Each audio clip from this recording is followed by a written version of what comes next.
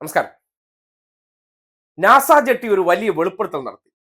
ആരെങ്കിലും ജെട്ടിയോ? എടാ, ആ ഇടിമിന്നലിന്റെ മ്യൂസിക് എന്നിട്ടാണ് വല്ലാതൊന്ന് ജെട്ട. വല്ലാത്ത വെളിപ്പെടുത്തൽ തന്നെ. കേട്ടെ. ഞാൻ ഈ കഴിഞ്ഞ ഒരാഴ്ചയായിട്ട് സ്ഥിരമായിട്ട് പോലീസ് സ്റ്റേഷനിലായിരുന്നു. പുത്തൻകുരിശ് പോലീസ് വിളിക്കും, കുന്നത്തനാട് പോലീസ് വിളിക്കും, എന്നെ ചോദ്യം ചെയ്യാൻ വിളിക്കുന്നതാണ്. നിങ്ങളെല്ലാവരും കൂടി തെരഞ്ഞെടുത്തയച്ച ഒരു MLA ചെയ്യുന്ന ദ്രോഹമാണ് എന്നോട്. എൻ്റെ പേരിൽ എത്ര ക്രിമിനൽ കേസുകൾ ഉണ്ടെന്ന് എനിക്ക് തന്നെ അറിയില്ല. പോലീസ് വന്ന് അന്വേഷണം നടത്തും, ചിലപ്പോൾ എന്നെ അറസ്റ്റ് ചെയ്യാം. ഇനിയിപ്പോൾ ഞാൻ കോടതിയിൽ പോയിട്ട് സ്ഥിരമായിട്ട് എന്നെ അറസ്റ്റ് ചെയ്യരുത് എന്ന് ഒരു ഉത്തരവ് മേടിക്കേണ്ട അവസ്ഥയിലാണ് ഞാൻ നിങ്ങളുടെ മുമ്പിൽ നിൽക്കുന്നത്.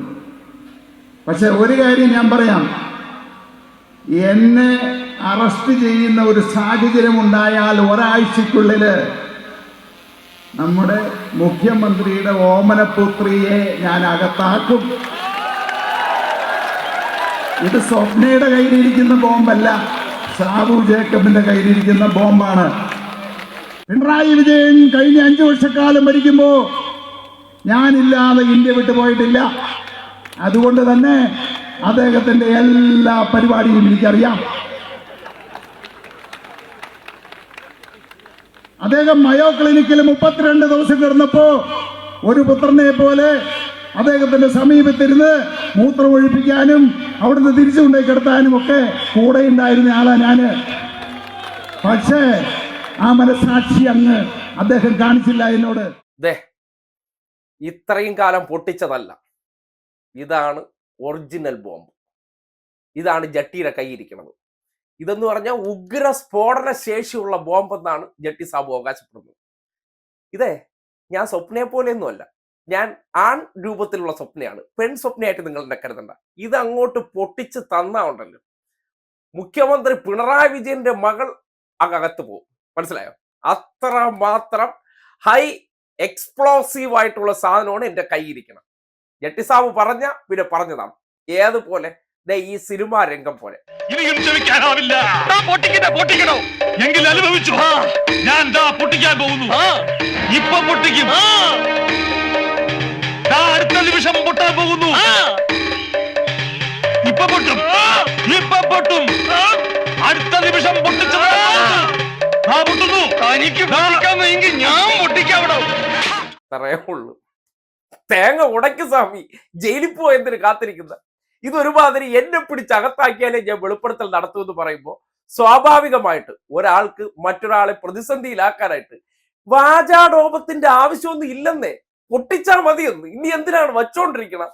ഈ കയ്യിലൊന്നും ഇല്ലാത്തവരാണ് ഗ്യാസ് അടിച്ച് കയറ്റി അങ്ങ് വിടണം. കാര്യം ആ ഗ്യാസിൽ പിടിച്ചു നിൽക്കാമെന്ന് കരുതുന്നുണ്ട്. അതുകൊണ്ട് സാബുവിന്റെ ഒരു പുതിയ തന്ത്രം, സാബുവിന്റെ പുതിയ ഈ ക്രിസംഗി സംഘി ടീംസുകൾ, ഒപ്പം അതിനോടൊപ്പം കോൺഗ്രസ്സുകാരും കൂടി ചേർന്നുകൊണ്ട് ഒരു പുതിയ തന്ത്രമുണ്ട്. എന്തറിയോ? ഈ തെരഞ്ഞെടുപ്പുമായി ബന്ധപ്പെട്ട് മുഖ്യമന്ത്രിയുടെ മകൾക്കെതിരെ നിരന്തരം വാർത്ത വരുത്താൻ പറ്റുന്ന രീതിയിലുള്ള ആരോപണങ്ങൾ ഉന്നയിച്ച് കുടുംബത്തിലുള്ളവരെ പറയുമ്പോൾ പിണറായി ഒന്ന് ബാക്ക് ഫുട്ടിലേക്ക് പോകുമെന്നാണ് കരുതുന്നത്. ജട്ടി സാബു, നിന്റെ കൂടെ അടക്കണേ മറ്റേ ഒരു പഴുത്തമുണ്ടല്ലോ, ഇതൊരു പച്ചയ്ക്ക് പറയാൻ, ആ പഴുത്തവന്റെ അല്ല. അത് കണ്ടുകൊണ്ട് അതാണ് പിണറായി എന്ന് കരുതരുത്. അത് മറ്റേ ചിക്കൻ കാലും പിന്നെ കുപ്പിയും കാണിച്ച വാലാട്ടി കൂടെ വന്നതാണ് കൂടെ ഇക്കണം നിന്റെ ടീംസ് എന്ന് പറയുന്നത്. അത് കണ്ടുകൊണ്ട് അതാണ് ഈ നാട്ടിലുള്ള ഇടതുപക്ഷത്തിന്റെ നേതാക്കന്മാരെന്ന് ധരിച്ചു കളയരുത്. എത്ര കേസ് എന്റെ പേരിലുണ്ടെന്ന് അറിഞ്ഞുകൂടണം. ഇനിയും അറിയും, വിവരം അറിയുമെന്ന് പറഞ്ഞാൽ ഒരു സംശയമില്ല. അതുകൊണ്ട് ജട്ടി സാബു ഒരു കാര്യം മനസ്സിലാക്കേണ്ടത്, നിങ്ങൾ ഈ ഭീഷണിയും അല്ലെങ്കിൽ വെല്ലുവിളിയുടെ ആവശ്യമൊന്നുമില്ല. പിണറായി വിജയനെതിരെ നിങ്ങൾക്ക് കിട്ടിയ ഒരു ആയുധം പൊട്ടിയിടണേ, അതല്ലേ അന്തസ്. അല്ലാതെ ഇങ്ങനെ ഞാൻ ഇപ്പൊ പൊട്ടിക്കുക, എന്റെ കയ്യിൽ വലിയ ബോംബിരിക്കുന്നേ, ഇതൊക്കെ 2 ദിവസം മാപ്രകൾക്ക് ആഘോഷിക്കാനുള്ള ഒരു കാര്യം. അതിനപ്പുറത്തേക്ക് ഒരു ചുക്കൂല. കഴിഞ്ഞ കുറെ കാലമായിട്ട് നമ്മൾ ഇത്തരം ബോംബുകളെ കുറിച്ച് കാണുന്നുണ്ട്, കേൾക്കുന്നുണ്ട്, ഒന്നും പൊട്ടുന്നില്ല. നേരത്തെ ആ സീനിൽ കാണിച്ച പോലെ അവസാനം ഈ നിവർത്തികേട് കൊണ്ട് നിങ്ങൾക്ക് പൊട്ടിക്കാൻ വൈകി ഞങ്ങൾ പൊട്ടിക്കാം, ഇനി തന്നാൽ മതി, ഞങ്ങൾ പൊട്ടിക്കാം, അത്രയും നിങ്ങളടുത്ത് പറയുന്നുള്ളൂ.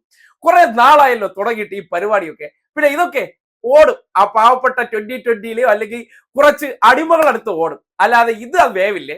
ഇതിനു വേണ്ടി വാങ്ങി വെച്ചേക്കുന്ന വെള്ളം ജട്ടി സാബു ഒരു കാര്യം ചെയ്ത് മാറ്റുവേ, അല്ലെങ്കിൽ ആ വെള്ളം എടുത്ത് മറ്റേ ആ പച്ചയ്ക്ക് പറയുന്ന പഴുത്തോന്റെ കൊടുത്താൽ നല്ലതായിരിക്കും. അതുകൊണ്ട് ഇത്തരം നമ്പരൊക്കെ അങ്ങ് കൈ വെച്ചിരുന്നാൽ മതി. ജയിലിൽ പോകുമെന്ന് ഉറപ്പായല്ലോ അല്ലെ?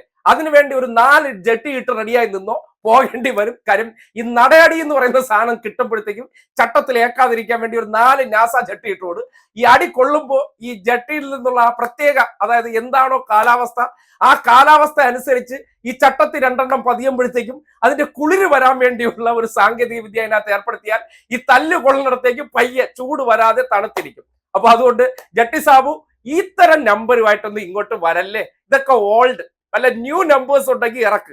ഇതൊക്കെ കുറെ കണ്ടതാണ് കേരളം. എന്റെ ഇരിക്കുന്ന ബോംബ് ഞാൻ സ്വപ്നമല്ല അത്രേ. ഇത് ഈ അടുത്ത കാലത്ത് ശ്രീകണ്ഠൻ നായർ, ഒരു വനിതാ മാധ്യമ പ്രവർത്തക, ഇതുപോലെ ഒരു നെറുകെട്ട വാർത്ത ചെയ്ത സന്ദർഭത്തിൽ, അതായത് ഈ കൃത്രിമ വാർത്ത ഉണ്ടാക്കിയല്ലോ, അതായത് പേരെടുക്കാൻ വേണ്ടി, ആ സന്ദർഭത്തിൽ ഇതുപോലെ ലൈവ് കയറി ഇത് പറയണം. സതീശൻ പറയും പോലെ അല്ല ഞാൻ പറയണത്, ഞാൻ അങ്ങ് വരും അതിന്റെ മറ്റൊരു വേർഷൻ. അതുകൊണ്ട് ഈ വേലയൊക്കെ കൈ വെച്ചിരുന്നാൽ മതി. ഇതൊക്കെ കണ്ടിട്ടുണ്ടെന്നേ. പറ്റുമെങ്കിൽ, അന്തസ്സുണ്ടെങ്കിൽ, ആണത്വമുണ്ടെങ്കിൽ, നട്ടലിന് ഉറപ്പുണ്ടെങ്കിൽ പൊട്ടിക്കടോ വെടി എന്ന് മാത്രമേ ജട്ട് സാബിനോട് പറയുന്നുള്ളൂ.